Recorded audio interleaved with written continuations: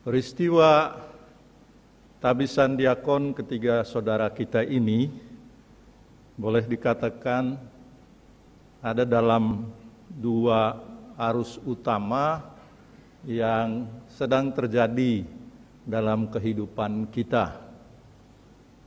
Saya mengutamakan dua arus ini yang boleh dikatakan melanda seluruh dunia, tetapi juga ada satu arus utama yang sedang melanda gereja Katolik kita.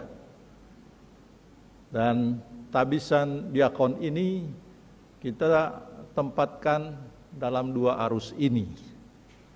Arus yang pertama ialah bahwa dunia sekarang pada umumnya masih mencari jalan untuk menata hidup bermasyarakat dan hidup menggereja dengan cara baru karena pengaruh pandemi corona ini. Kita dihadapkan dengan varian baru yang kita kenal itu Omikron, varian baru dari virus corona ini, dan itu sedang mempengaruhi seluruh dunia. Akhirnya juga mempengaruhi cara kita menggereja. Masih dicari jalan bagaimana sebaiknya hidup bermasyarakat dan hidup menggereja kita dalam situasi seperti ini. Hari ini saja biasanya kita mengundang banyak orang ya, tapi tabisan kali ini terbatas.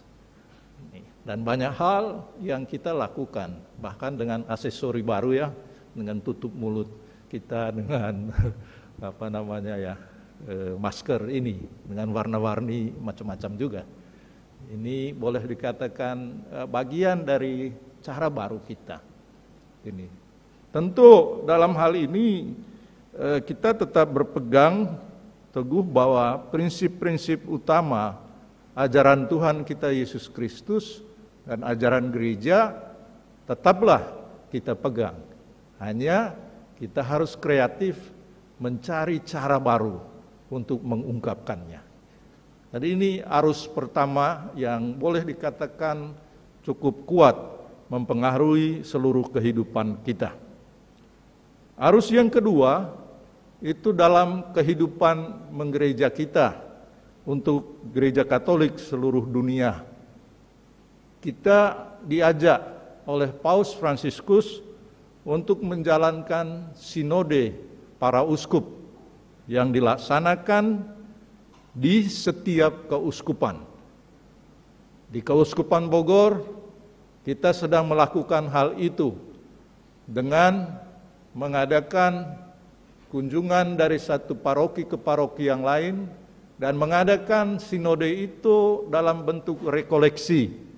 Artinya orang diajak untuk mendengar apa yang sebenarnya Tuhan kehendaki. Roh Kudus sedang berkarya di tengah kita dan apa yang harus kita tanggapi. Dan itu sudah berjalan di beberapa tempat. Mudah-mudahan di novisiat ini juga nanti dibuat ya magister novis ini. Karena apa? Karena dalam sinode itu kita menemukan impian dari Paus Fransiskus sebagai pemimpin gereja kita. Dia mau mengajak kita sekalian agar kita menumbuhkan gereja sinodal dengan unsur komunion, unsur participation, dan mission itu mesti menjadi bagian dari hidup kita. Maka wajarlah kalau para diakon ini nanti diutus kemanapun mereka di seluruh keuskupan di dunia ini, pastilah mereka akan menemukan satu aktivitas gereja yang adalah sinode itu. Jadi kita diajak untuk membangun gereja sinodal dengan perhatian penuh pada komunion, participation, dan mission. Kalau misalnya ada yang nanti diutus ke Bogor, ya harap siap juga untuk ikut serta dalam sinode ini. Nah, itulah dua arus utama yang saya angkat pada kesempatan ini. Masih ada arus lainnya, misalnya arus politik di Indonesia. Presiden kita mengajak kita untuk ikut terlibat dalam membangun Indonesia maju, Indonesia yang toleran. Itu salah satu arus yang ada. Nah, saudara dan saudari, yang menarik juga ialah kalau Anda perhatikan buku upacara tabisan ini, ada dua hal menarik yang saya angkat di sana. Yang pertama, foto mereka bertiga ini.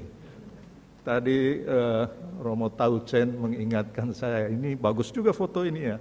Ya memang, itu juga saya lihat kemarin, ada foto 3 diakon dengan dengan kambing-kambing yang baru lahir ini. Dan mereka memangkunya dengan sukacita, terutama yang di tengah ini. Diakon Ambrose ya, rupanya dia cintakan ini. Saya tidak tahu pilihan mereka ini untuk mengambil gambar ini, mungkin ada alasan yang ada di balik itu. Ini boleh nanti ditanyakan kepada mereka. Hanya saya kemudian menafsirkannya, mudah-mudahan tafsiran saya itu tidak terlalu bertentangan dengan apa yang mereka harapkan. Kiranya ada dua hal di sana. Yang pertama itu mengingatkan mereka bahwa diakon itu adalah juga calon gembala yang memperhatikan dombanya, yang merawat dombanya. Memangku itu kan, apalagi memangku dengan hati yang riang ya, kecuali yang di sebelah kiri luar ini sepertinya serius sekali memperhatikan. Ini si Yohanes ini ya, menyelidiki barangkali kenapa kambing ini warnanya seperti ini kulitnya gitu, mungkin. Tetapi ini mengingatkan juga ada gambaran tentang Yesus yang memikul domba, anak domba kan, ini penggembalaan itu. Ini juga bisa satu hal. Tapi hal lain yang saya juga mau angkat di sana ialah sukacita, kegembiraan, terutama ditampilkan oleh Ambrosius dengan Maximilianus ini. Jadi mereka ketawa, gembira, sukacita. Dan saya kira itu juga satu dimensi kehidupan yang harus kita pegang bersama. Dan dalam kaitan inilah saya juga ingat akan apa yang digambarkan oleh, kembali lagi ke Paus Fransiskus, pemimpin gereja kita. Kalau Anda perhatikan dokumen-dokumen, surat-surat gembala dia, dari Evangelii Gaudium, kemudian Amoris Laetitia, lalu Gaudete et Exsultate, lalu juga Laudato Si, unsur yang ada dalam setiap dokumen-dokumen itu ialah unsur kegembiraan, unsur sukacita Injili. Tentu Paus kita memang mengajak kita untuk menjadi orang Katolik yang bersukacita. Jangan menjadi orang Katolik yang sedih-sedih ya. Dia katakan dalam Evangelii Gaudium, jangan sampai kita menjadi orang Katolik yang seperti orang yang baru pulang dari kuburan. Jadi mukanya muram. Dan mudah-mudahan diakon ini juga bukannya orang yang bermuka muram terus. Tetapi mewartakan kabar sukacita, kegembiraan hidup.